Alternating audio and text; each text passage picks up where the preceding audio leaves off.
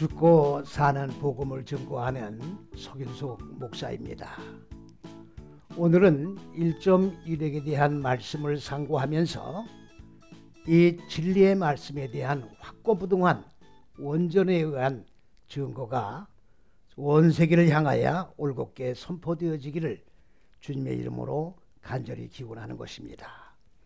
우리가 1.1핵이라고 말할 때에 한글 성경에 점 하나, 작대기 하나로다가 인식을 하기가 쉽습니다. 한글 성경은 우리가 익히 잘 알고 있습니다만은 다섯 번째의 번역이라고 하는 그 전 과정을 통해서 최종적으로 영어 성경과 중국어 성경을 대조하면서 번역되어 우리가 읽고 있는 개역 성경인 것입니다. 그렇기 때문에 한글 성경의 점 하나, 작대기 하나가 1.1핵이 될 수가 없는 겁니다.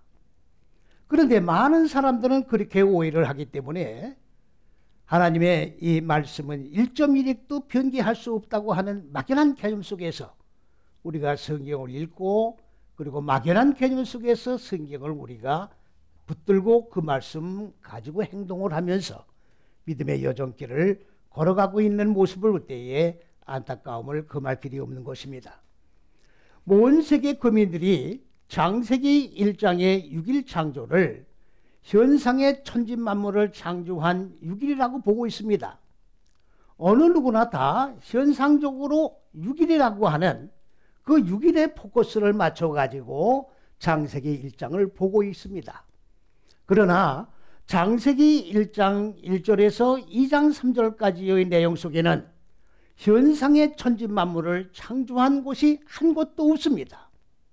단 현상적인 그러한 이름이 나오는데 그 이름은 비유일 뿐이지 그 현상적인 이름 그 자체를 창조했다는 얘기가 아닙니다. 그러함에도 불구하고 율법적인 개념 하에서 문자적으로 혈과 육에 의한 눈으로 읽고 해석을 하기 때문에 하나님이 근본 의도하신 높은 뜻과 계획은 전혀 우리가 이해를 하지 못하고, 그리고 감히 영적인 깊은 말씀의 깊이와 넓이와 높이 속에 접근이 되지 않고 있는 것이 현실입니다. 1.1핵이라고 할 때에 창세기 1장에 첫째, 둘째, 셋째 시기가 있는데 이 첫째, 둘째, 셋째 시기를 우리가 하늘들이라고 말하는 겁니다.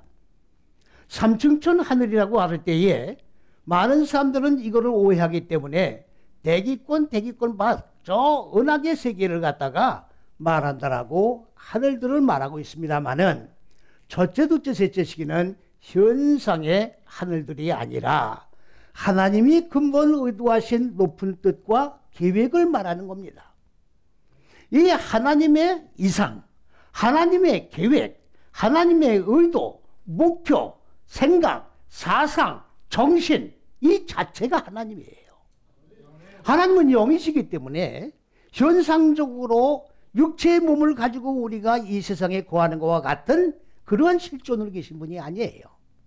영이 바로 하나님의 실존 자체입니다. 영이 실존이라는 것은 하나님의 사상, 생각, 정신, 생명 그 자체가 하나님이라는 얘기입니다. 그렇기 때문에 첫째, 둘째, 셋째 시기의 하나님이 근본 의도하신 목적은 뭐냐?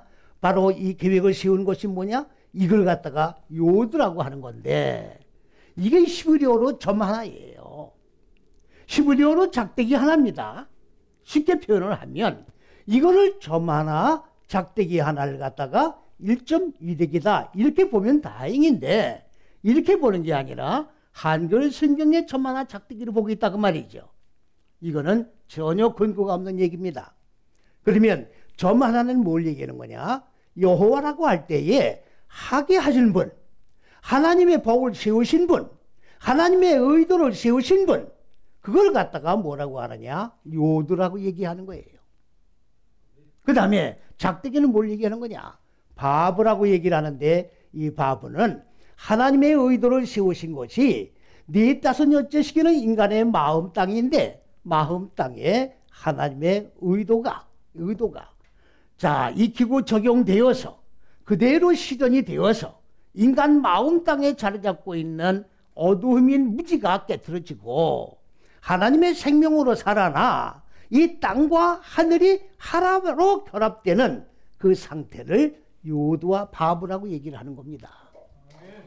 다시 쉽게 저 말씀을 드리면 첫째에서 여째식이라고 하는 창세기 1장의 온 세계 거미들이 6일 창조를 하는 이 근거 없는 내용을 가지고 1.1학이라고 얘기를 하면 안 되고, 하나님의 계획 속에서 인간 마음 땅에 그 계획이 접목되어 익히고 적용되어 의도대로 무지가 죽고 하나님의 생명으로 살아나 그리고 땅과 하늘이 하나로 결합되는 창세기 1장 1절의 결론이 이루어지는 그 상태를 바로 뭐라고 얘기하느냐? 1.1핵이라고 얘기하는 거예요. 그러니까 첫째에서 여째시기는 뭘 얘기하는 거냐? 숫자로 첫째에서 여째시기가 아니라 바로 요도와 바브는 무슨 얘기냐? 바로 여호와라고 하는, 여호와를 우리가 실존이라고 말을 하는 겁니다. 하나님이 천지 만물을 창조하셨다고 하는 창세기 1장 내용 속에는 엘로힘이라고 하는 하나님만 나와요. 잘 봐야 됩니다. 여호와는 나오지 않습니다.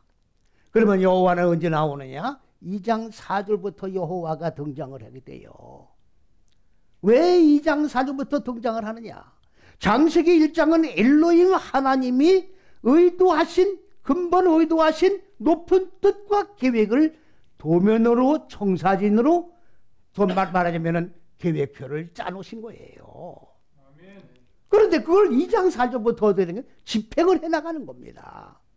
실제로 인간 마음 땅에 하나님의 의도한 계획이 집을 짓듯 세워져 형성되어질 수 있도록 집행해 나가는 과정이 2장 4절부터 진행이 되는데, 그때 바로 여호와가 나오는 거예요. 그래서 2장 4절에 여호와 하나님, 예바 엘로힘이 바로 창세기 1장을 집행해 나가시기 때문에 그 분을 갖다 누구라고 하느냐? 여호와라고 하는 거예요. 하기하고 있게 하는 분이에요. 첫째에서 여째식이요, 넷다섯 여째식이 전체를 어떻게 돼요? 익히고 적용해서 마음 땅에, 인간 마음 땅에 하게하고 있게 하는 그 존재를 갖다가 여호와라고 하는데, 그 여호와가 누구냐? 바로 그리스도 예수예요. 많은 분들은 그리스도 예수가 여호와라고 펄펄 뛰어요. 그러면 여호와가 누구냐? 대답도 못하면서 펄펄 뛴다고. 그리스도 예수가 바로 여호와예요. 그리스도 예수가 첫째, 둘째, 셋째식이요, 그리고 넷다섯 여째식이가 예수예요. 그러니까 그리스도와 예수라고 하는 이름을 똑바로 구분을 해야 돼요. 제가 작년에 12월 23일 성탄절에 설교 말씀을 드릴 때에 예루살렘 뭡니까? 유대 땅 베들레헴 말구육간에 탄생하신 분은 아기 예수가 아니라 그리스도가 탄생하신 거예요. 하나님입니다. 첫째, 둘째, 셋째 시기는 하나님인데, 이 하나님을 하늘들이라고 말하기도 하고, 바로 그리스도 히브리어로는 메시아라고 얘기하는데 메시아라고 말을 하는 거예요. 메시아가 말씀이 육신의 몸을 입고 유대 땅 베들레헴 말구육간에 탄생을 하신 거예요. 그래서 이 그리스도가 마음 땅에 적용이 되어서 무지가 죽고 생명으로 살아나는 이 뭡니까? 실존적인 그런 사역이 이루어진 것을 뭐라고 하느냐? 예수라고 얘기를 하는 거예요. 그러니까 그리스도와 예수라는 이 개념의, 이름의 개념을 똑바로 우리가 인식을 하지 못하면 엄청난 실수를 범하게 된다 그 말이에요. 하나님을 믿는 게 아니라 인간 예수를 믿는 게 돼버린다 그 말이죠. 하나님과 인간 예수는 뭐예요? 같이 뭡니까? 하게하고 있게 하는 요도와 바보 정 1.1핵의 사역에 의해서 하나님이 의도한 계획이 완성되는 것인데, 반쪽짜리 예수를 믿는 결과가 초래하게 된다는 것을 우리가 똑바로 인식을 해야 된다 그 말씀이지요. 그래서 마태복음 15장 17절에 뭐라고 말씀하셨느냐? 18절에 천지가 없어지기까지는, 천지는 한문이에요. 하늘들과 첫째, 둘째, 셋째 시기와 넷다섯, 여째 시기가 땅입니다. 한문으로 한문으로 땅이 되는 거예요. 천지가 없어지기 전에는 무슨 말입니까? 하늘과 땅이, 현상의 하늘과 땅이 없어지는 게 아니에요. 하나님이 근본 의도하신 하늘들, 하나님이 계획하신 이 인간의 마음 땅, 이것이 다 없어진다는 말은 소멸돼 버린다는 것이 아니라 하나님이 의도하신 계획과 인간의 마음 땅이, 계획에 의해서 인간의 마음 땅의 무지가 깨지고 이 무지가 깨진 자리에 하늘들이 세워지는 상태, 이것이 천지가 없어지는 거예요. 그래서 요한계시록 20장 1절에 뭐라고 했습니까? 21장 1절에 처음 하늘과 처음 땅은 없어졌고 바다도 다시 있지 않더라. 그게 무슨 말입니까? 하나님이 근본 의도하신 창세기 1장의 계획이 다 이루어졌다고 말이에요. 다 이루어지고 나니까 물이라고 하는, 바다라고 하는 물을 얘기하는 건데, 물은 뭘 얘기하는 거냐? 하늘들의 물이 있고 인간 마음 땅에 무적행의 물이 있는데, 무적행의 물이 하늘들의 물로 이끌어 올려져서 무적행의 물은 바싹 말라버리고 하늘의 물만 남는 거예요. 그래서 이게 바다가, 사역이, 하늘과 땅이 이루어지는 사역이 다 끝났기 때문에 처음 하늘과 처음 땅은 없어졌고 사역하는 바다도 다시 있지 않더라, 이렇게 말씀을 하고 계시는 겁니다. 그러니까 천지가 없어지기 전에는 율법의 1.1핵이라도 바로 이 법은 율법을 얘기하는 거예요. 율법이, 여러분들 율법과 복음을 똑바로 구분하셔야 됩니다. 율법은 구약의 모세 오경을 우리가 율법이라고 얘기를 하고 있습니다만은 구약 전체는 다 율법이 되는 거예요. 그런데 율법 개념과 복음의 개념을 똑바로 이해를 못하기 때문에 많은 사람들이 지금 그리스도 예수를 믿는다고 하면서 복음 밑에서 우리가 신앙생활을 해나간다고 말을 하면서도 아직까지 율법 밑에서 율법에 매여 율법의 종로릇을 하고 있는 겁니다. 그러니까 율법은 뭐예요? 이건 예표적으로 보여주신 거예요. 복음 밑에서는 율법이 없어지는 거예요. 그리스도 예수는 율법을 폐하러 온 분이 아니라 율법을 완성하셨는데 뭐로 완성을 하셨느냐? 죽고 사는 복음으로 완성을 하는 거예요. 율법은 문자로 된 겁니다. 율법은 제사 의식을 말하는 겁니다. 율법은 짐승을 잡아 내 죄를 전가시켜 죄가 소멸됐다고 하는 예표적인 상태를 우리에게 보여주는 건데 아직까지 그 율법을 붙들고 있다 그 말이에요. 그리스도 예수가 십자가에서 죽고 사는 복음 밑에 들어가면 이 모든 의식들은 다 사라지는 거예요. 짐승을 잡을 필요 없습니다. 제사를 드릴 필요도 없습니다. 종교 행위를 할 필요도 없습니다. 그러함에도 불구하고 아직까지 율법 밑에 예속되어서 종로를 타고 있는 건 뭐냐 그 말이지요.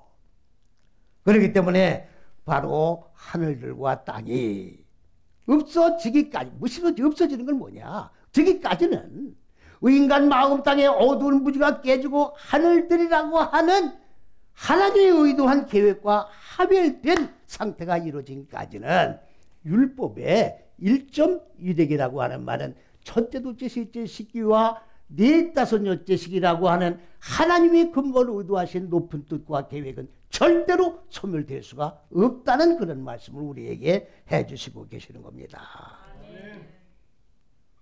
그러니까 현상의 하늘들과 땅을 창조한 적이 없다 그 말이에요. 그런데 현상의 하늘들과 땅을 창조한 6일로 지금 보고이기 때문에 성경은 전부 삼천포로 빠져 있는 거예요. 사람의 혈과 육으로 된 눈으로 문자로 된 글씨를 읽고 문자대로 해석을 하고 문자대로 결론을 내니까 결론은 무슨 결론이 나옵니까? 다른 영, 다른 영이에요. 하나님의 영이 아니라 다른 영, 다른 예수, 다른 예수. 인간 마음 땅의 어두운 무지를 깨트리고 하나님의 생명으로 살아나게 하는 예수가 아니에요. 다른 복음이에요. 죽고 사는 복음이 아니야. 율법 밑에서는 죽는 게 없어요. 짐승이 죽는 거기 때문에. 그런데 복음은 뭡니까? 짐승이 죽는 게 아니라 내 마음 땅 속에 자리 잡고 있는 어두운 무지가 죽어나가는 게 죽고 사는 복음이다 그 말이에요. 그러니까 율법을 버려야 될 거예요. 율법에 매이면 안 돼. 여기에 매이면 복음으로 마무리할 수가 없어요. 그래서 율법에 종살이 하면 안 되고 바로 1.1핵이라고 하는 이 개념을 똑바로 우리가 이해를 하시고 첫째서 여째식이라고 하는 이 잣대는 성경이 기록된 이래로 어느 누구도 논리적인 체계를 세워서 하나님의 잣대라고 하는 결론을 내지 못했기 때문에 오늘 이 시대는 성경이 기록된 이래로 하나님의 잣대가 전혀 세워지지 않고 전무한 상태에서 사람의 생각으로 하나님의 말씀을 읽고 해석하는 율법에 예속된 상태에서 신앙생활을 하고 있다고 하는 것을 우리가 똑바로 인식을 해야 될 줄로 믿습니다.